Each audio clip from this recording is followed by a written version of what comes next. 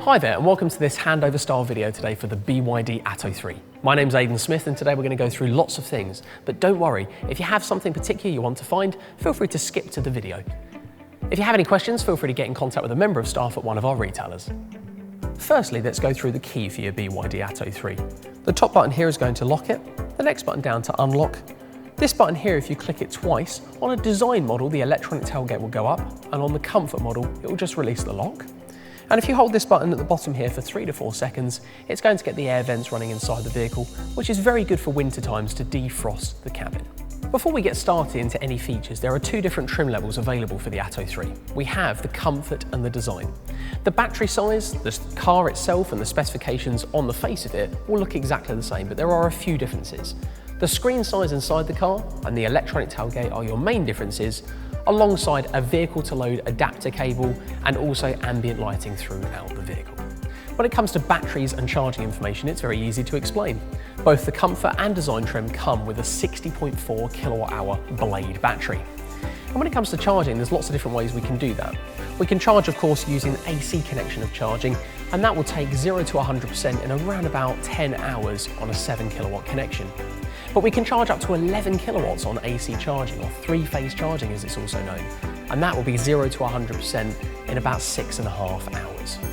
We can also DC rapid charge this car via this connection here, and the maximum that this car will take is up to 88 kilowatts.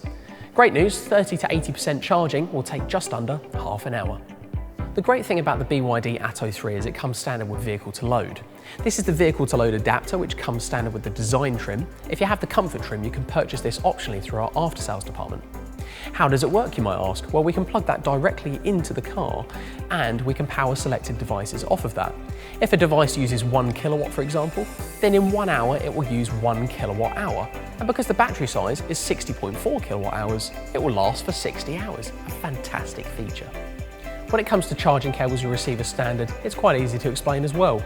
We have, of course, as standard, a 3-pin plug socket charger to allow us to charge this car from a 3-pin plug socket. We then have a Type 2 charger, which is able to charge up to 11 kilowatts. We then, on the design trim, have the vehicle to load adapter as well that you will receive as standard. The first thing we need to do with this car is to, of course, turn it on. And we're going to do that by putting our foot on the brake and hitting the start button just here. Once we've done that, we can make some seating, mirror and steering wheel adjustments. We get electric seats as standard, which are 6-way adjustable.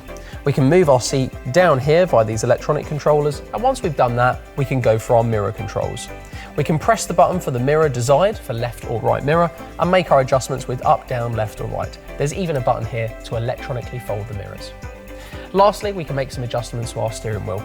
We can push this little lever down and we can then adjust the steering wheel to our desired position and then just push it up firmly to finish. Next, we're going to want to know some steering wheel controls. On the left-hand side here, we have a majority of buttons which are for cruise control. We can activate the cruise control here, make adjustments to the speed with this rocker, and activate the steering assistance with this button here. We can also change the distance for the adaptive cruise control with these buttons just here. This button here will allow us to change the position of landscape to portrait for the screen, for the rotation. And lastly up here, we have the button for the 360-degree cameras. On this side, we have buttons mainly associated with our entertainment. We have our volume and we can change backwards and forwards, either a radio station or a song, for example. We also have the mode button located down here for further settings within this screen.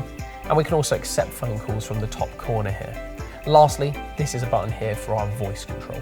When it comes to understanding the stalks, on the left-hand stalk it's going to be all of our lights and indicators. We can click it down, for example, or up for our indicators. On this side though, we actually have our controls for our windscreen wipers, which of course we can click down and up as we would expect.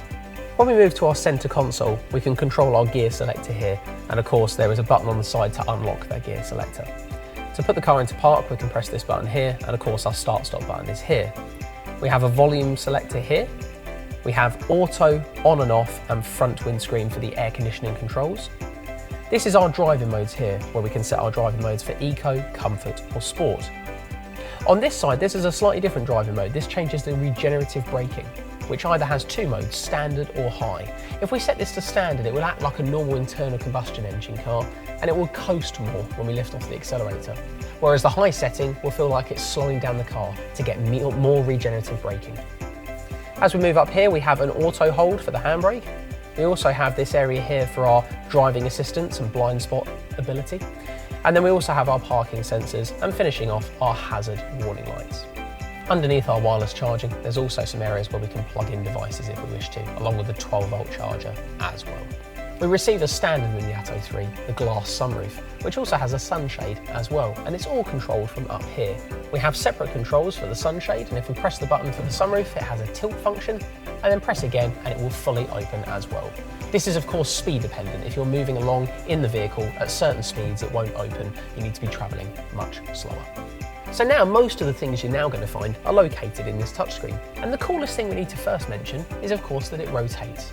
We can rotate it from landscape to portrait with this button on the steering wheel or directly on the touchscreen. So the main things you're now going to find with this is of course the screen itself in the settings. There's some main settings located at the bottom just here. We have of course our home, which will take us to our main home page. There's actually two home pages for this screen. We have this one here with the widgets, and we can scroll it across, and then we have all of our individual apps that we can choose from. There is also some buttons down here where we can actually press and access all the pages that are open at any one time. Very useful features. There's also a little bit at the top of the screen where you can swipe down and you can actually see some main features that you have quick access to. A really useful feature. When we get to talking about Bluetooth, pairing the phone's nice and easy in this car. We go to the phone setting and we go to the Bluetooth settings and follow the prompts on your Bluetooth device. But there are other ways that we can pair our phone. We can pair our phone via Android Auto or Apple CarPlay, as that comes as standard in the Atto 3. Android Auto, it's wireless connectivity and there's a button to press on the home screen. But then Apple CarPlay is wireless as well through a software update recently, and we can click a button on the screen in order to enable and set that up.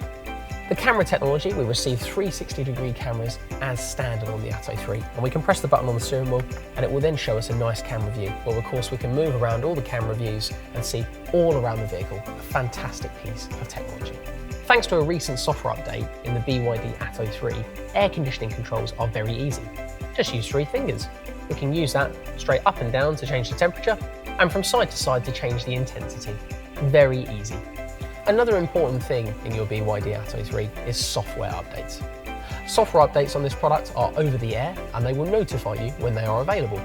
We have a software update now available for this car, which is coming up on the screen as you can see here. This will take between 30 and 90 minutes to set up, and it's really important that you keep your software level up to date in order to enable new features that may arrive in your BYD ATTO 3. We hope you found this video useful today, but if you do have any further questions, feel free to get in contact with your nearest retailer.